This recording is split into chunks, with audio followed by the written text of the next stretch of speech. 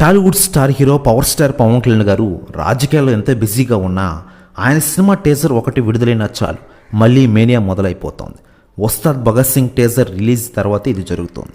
5 రోజుల షూటింగ్ మాత్రమే జరిగిన ఈ చిత్రం నుంచి టేజర్ వస్తుందని ఎవరూ అనుకోలేదు. అలాంటిది 2 టేజర్స్ విడుదల చేశారు హరీష్ శంకర్.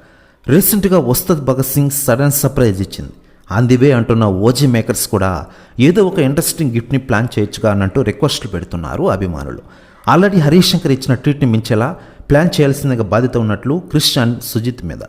ఎన్నికల తర్వాత పవన్ కళ్యాణ్ గారి ప్లానింగ్ పక్కగా ఉంది. కుదిరితే మే లేదంటే జూన్ నుంచి ఓజీకి డేట్స్ ఇవ్వనున్నారట పవన్.